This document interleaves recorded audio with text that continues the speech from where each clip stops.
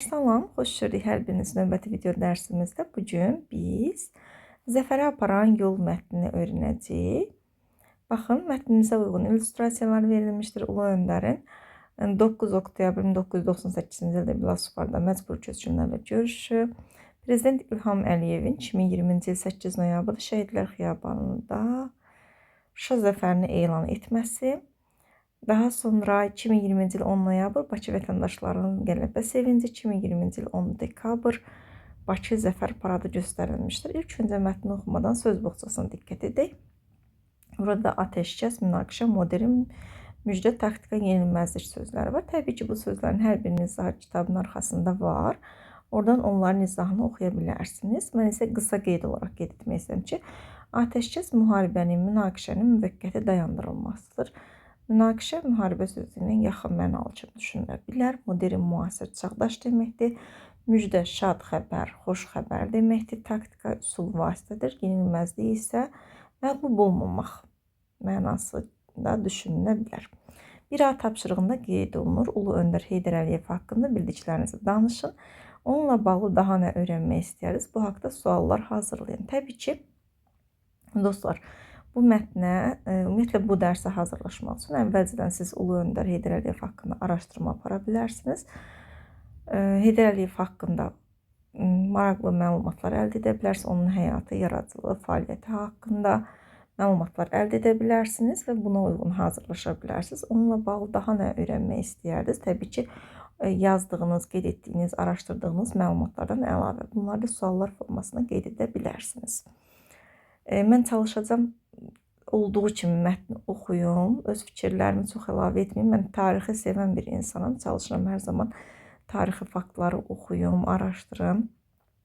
Ona görə də çalışacağam ki, öz fikirlərimi maksimum ikinci planda saxlayayım. Çünki belə deyim, mətnimiz 4-cü sinif səviyyəsində kifayət qədər tarixi faktlarla zəngin bir mətndir, maraqlı bir mətndir. Sadəcə olaraq ardıcıllıqla oxuyacağam və qeyd edəcəm. 1-ci Qarabağ müharibəsi. Mətnimiz tarixi informativ mətndir, yarımbaşlıqlar var. Tarixi ardıcıllıqla gedir. İlk öncə 1-ci Qarabağ müharibəsi, sonra aprel döyüşləri, sonra 2-ci Qarabağ müharibəsi haqqında məlumat verir. Təbii ki, hər birinizin bu haqda məlumatları var. Amma ola bilər ki, müəyyən hadisələrlə bağlı yenə də beyninizdə sual yaransın. Ümumiyyətlə, siz gələcəkdə tarix dərs keçdiyiniz zaman bu haqda daha geniş məlumat əldə edəcəksiniz. Baxaq, 1-ci Qarabağ müharibəsi. 1991-ci il oktyabrın 18-də Azərbaycan Rusiya imperiyasının tərkibindən çıxıb dövlət müstəqilliyini bərpa etdi. Baxın, bir daha deyirəm. 1991-ci ildə oktyabrın 18-də Azərbaycan Rusiya imperiyasının tərkibindən çıxıb dövlət müstəqilliyini bərpa etdi. Bərpa etdi, niyə bərpa etdi deyirik? Çünki Azərbaycan Xalq Cümhuriyyəti ilk dəfə 1918-ci ildə yaranmışdı. Azərbaycan öz müstəqilliyini dünyada tanıtmışdı. Lakin nə oldu? Yenidən işğal olundu. Rusiya imperiyası tərəfindən öz müstəqilliyini itirdi və uzun müddət Rusiya imperiyasının tərkibində qaldı və yenidən 1991-ci il oktyabrın 18-də Azərbaycan Rusiya imperiyasının tərkibindən çıxıb dövlət müstəqilliyini bərpa etdi. Hansı ki, orada bir çox dövlətlər öz müstəqilliyini bərpa etdi. Onlardan biri də Azərbaycan idi. Yenicə müstəqillik qazanan ölkə hələ ordusunu möhkəmləndirə bilməmişdi. Fürsətdən istifadə edən Ermənistan ordusu Azərbaycan torpaqlarını işğal edir. Minlərlə Azərbaycanlı öz yurt yuvalarından didərgin salınırdı. Ermənistan da həmin dövrdə öz müstəqilliyini elan etməyə çalışmışdı qismən. Çünki qismən deyirik təbii ki. Amma belə deyək, Rusiya onlara hələ də dəstəyini əsirgəmirdi. Azərbaycan kimi deyildi. O dövrdə məsələn biz silah, sursat cəhətdən çox belə deyək, çətinlik çəkirdik. Amma Ermənistan elə deyildi. Çünki onun dəstəkçiləri var idi. Ermənistan ordusu Azərbaycan torpaqlarını və bundan istifadə edərək, belə deyib, bu qüvvədən dəstək alaraq, Ermənistan ordusu Azərbaycan torpaqlarını işğal edir. Minlərlə Azərbaycanlı öz yurt yuvalarından didərgin salınırdı. Belə bir vaxtda 1993-cü il iyunun 15-də xalqın tələbi ilə Heydər Əliyev hakimiyyətə gəldi. Onun səyi nəticəsində 1994-cü ildə Ermənistan və Azərbaycan arasında atəşkəs elan olundu. Bu, işğal olunmuş torpaqların geri qaytarılması üçün vacib idi. Azərbaycan Respublikası özünü müdafiə etməyə qadir ordu yaratmalı, dünyada müstəqil və güclü dövlət kimi tanınmalı idi. Ulu Öndər bu missiyanı yerinə yetirmək üçün böyük işlər görürdü. O deyirdi, hamımızın bir müqəddəs arzusu var. O da Azərbaycanın ərazi bütövlüyünün bərpa olunmasıdır. 2003-cü ildə İlham Əliyev Azərbaycan Respublikasının prezidenti seçildi. O, Qarabağ münaqişəsinin sülh yolu ilə həllinə çalışır, eyni zamanda müasir və peşəkar Azərbaycan ordusunun yaranmasına səy göstərirdi. Aprel döyüşləri. Atəşkəsi tez-tez pozan Ermənistan işğalçı əməllərinə davam edirdi. Növbəti hücum 2016-cı ilin aprel ayında oldu. 4 gün davam edən döyüşlərdə Azərbaycan Milli Ordusu düşmənə layiqli cavab verdi. İşğal altında olan bir sıra yerlər azad olundu. Münaqişənin sülh yolu ilə həlli üçün Azərbaycan yenidən döyüşlər dayandırdı, lakin düşmənin Qarabağı qaytarmaq niyyəti yox idi. 2-ci Qarabağ müharibəsi. 2020-ci ilin sentyabr ayında düşmən yenidən hücuma keçdi. Azərbaycan Respublikasının prezidenti Ali Başkomandan İlham Əliyev Azərbaycan ordusuna bu hücumların qarşısını almaq üçün əks hücum əmrini verdi. Qarabağ uğrunda ağır döyüşlər başladı. Ordumuz böyük şücaət göstərərək işğal altında olan torpaqları 44 gündə azad etdi. 8 noyabr Azərbaycan tarixinə Zəfər günü kimi daxil oldu. Həmin gün sıldırım qayalar üzərində yerləşən Şuşa düşmən tapdağından xilas edildi. İlham Əliyev bu müjdəni verərkən dedi, Şuşanı azad etdik. Bu böyük qələbədir. Şəhidlərimizin, Ulu Öndərin ruhu şaddır bugün. Gözün aydın olsun Azərbaycan. Gözünüz aydın dünya Azərbaycanlıları. Uzun illər vətən həsrəti ilə yaşayan xalq bu zəfəri böyük coşqu ilə qeyd etdi. Bu qələbə Azərbaycan xalqının iradəsini, ordumuzun yenilməzliyini və dövlətimizin gücünü dünyaya tanıtdı. Bu savaş dünya hərb tarixinə modern müharibə örnəyi kimi daxil oldu. Yəni, müasir müharibə örnəyi kimi daxil oldu.